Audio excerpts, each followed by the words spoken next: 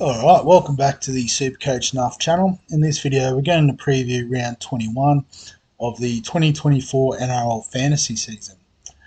So as usual, before we talk about my team specifically, we'll have a look at the current who's hot, who's not list, so trade-ins and trade-outs going into this week. And as you can see, a few people on fire this week. So Nathan Cleary, clearing away the number one trade-in, makes sense. If you haven't got him, get on board. Casey McLean, so very popular with a bit of job security, relatively cheap price.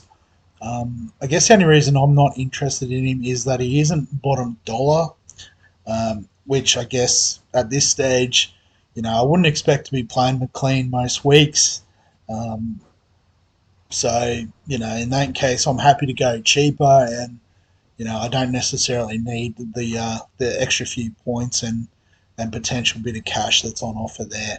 I'd rather bank the cash to upgrade the keepers, given I've got a low number of trades. Obviously, if you've got trades to burn, you got two to trade him in, trade him out, makes sense.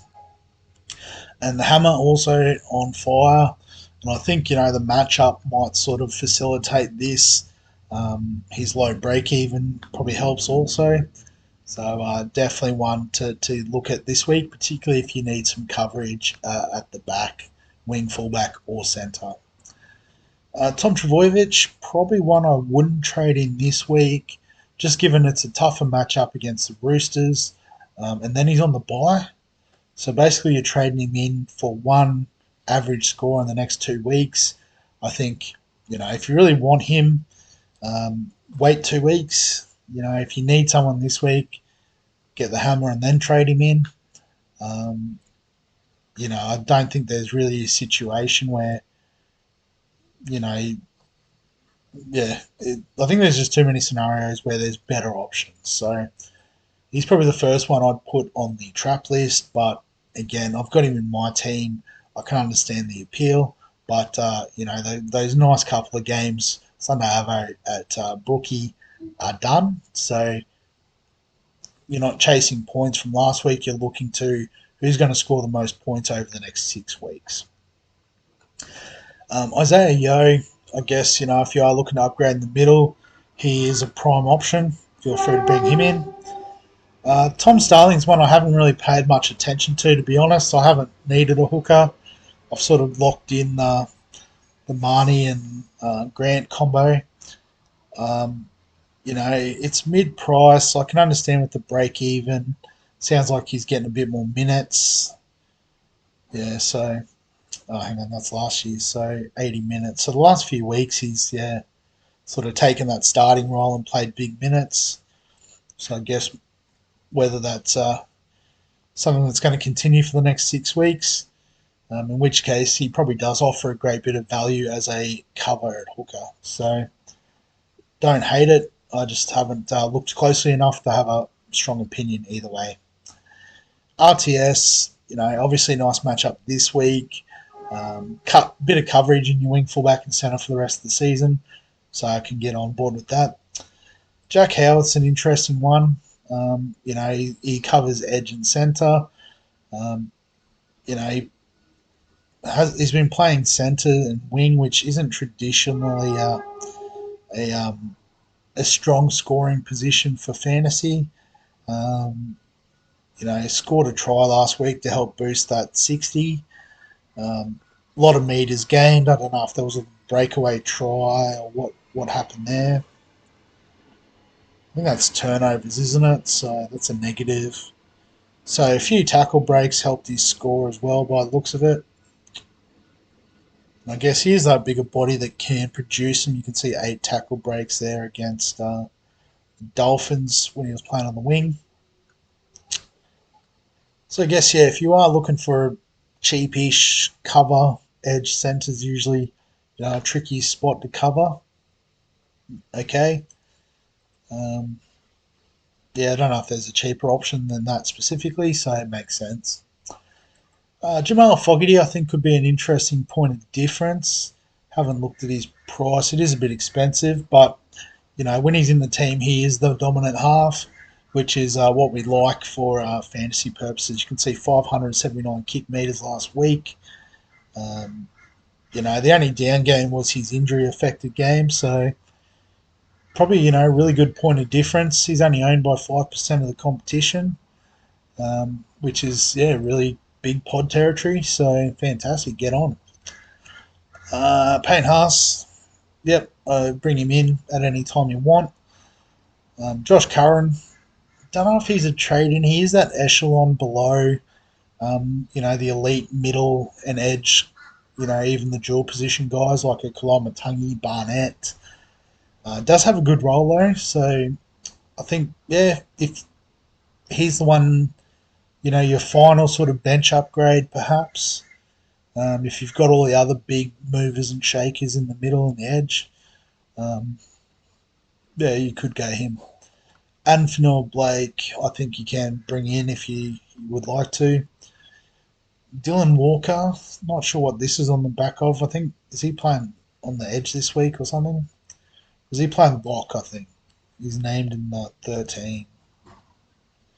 Yeah, so he's played lock the last few weeks in the absence of Tohu and played the full 80, so might be a little bit in that. If he was dual position, I'd be a little bit more interested. I think in the middle, there's better options. Obviously, you got to pay up for most of them, but I think it's well worth the investment. Jack Tungo, so bottom dollar option, wing fullback, centre. Don't hate it if you wanted to cover that way. Tape, sort of same boat. Yep, I know he featured in my original round review video, so definitely a viable option playing as your wing fullback centre cover. On the chopping block, KO Weeks, back playing fullback, which probably means he isn't doing the kicking, which is where a lot of his scoring came from in fantasy. How did he go last week? I haven't even looked. Yeah, so 29, 46. So there was a bit of kicking. I don't know whether, probably just the bigger meters gained. So yeah, he probably is going to rely more on his running game for scoring points, and even then, it's fairly limited. So one advantage he does have is the dual position could be, a nice bit of cover for your bench. Max Plath, so he's on the chopping block for me.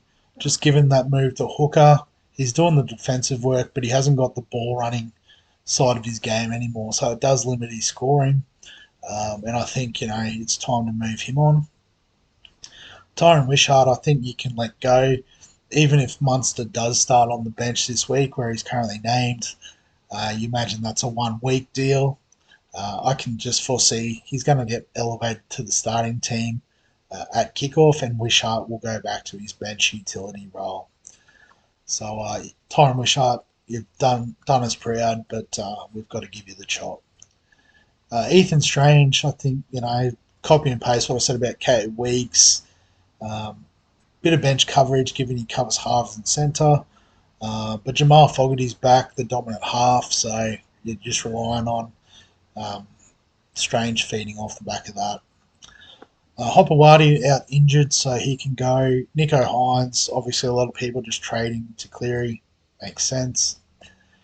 Fletcher Sharp, he's done his job for us. He can go. Xavier Willison, yeah, it looks like the Broncos are winding up the big boys for the finals. They're sort of languishing just outside the 8 there, so they can't take much of a chance. They're resting Payne Haas in training to make sure he's good for the game. So I think Wilson's time in our teams is done. Kai Pearce-Paul's done his job for us also, covering the buys. So if you can use his cash to upgrade, I think go for it. Pierre Cura, pretty sure he's out injured, so he can go. Dylan Edwards, obviously injured, so if you need the cash, you can definitely utilise it. I'm going to continue holding him because I think he'll become a really good pod at the end of the season when everyone else is out of trades. Samuel Finu, Another one who's done his job for us. Probably, could sit on your bench as like your 18th, 19th man, but can also, I guess, make way for someone else. Mitchell Moses, you can get rid of. Will Price, not sure what's going on with him, so we can chop him. And Ola Kuatu, is he back next week or has he got another week? I'm not too sure. But again, a lot of people picked him to cover round 20 and didn't quite work out. So um, that's okay. We can get rid of him. Cool. So in terms of what this all means for my team, I won't do all the trades again because it does get a bit complex when you're doing four. But essentially, I'm still bringing in Barnett as the premium middle and does cover edge, which is nice. I'm bringing in Trindle as my pod half for the rest of the season. This is basically the live or die on the back of Trindle's results over the next 5 weeks, particularly before Hines gets back. But then a couple of differences. So I have gone with Fino as my cheap downgrade option, and it comes off the back of my other trade being the Hammer. So basically, I don't really want to miss out on the Hammer this week against the Titans. He's already got a nice break even. His price will go up a lot, and then I wouldn't be able to bring him in next week or later on. But he also does provide that coverage in the wing, fullback, and centre, whereas I am pretty set in the middle. So if it turns out I can't get Payne Haas in, I'll just have to live with that. It will be a shame. I'd love me a bit of Payne Haas in fantasy or in all NRL related sports fantasy formats. But just ran out of trades. As you can see, I've got one trade left. But yeah, because I've got the wing, fullback, and centre cover, I didn't need halves cover. Fino will definitely provide that for the next couple of weeks. And with the hope being that, if the Tigers put the Q in the rack to an extent, they might just try and get some reps into him in first grade.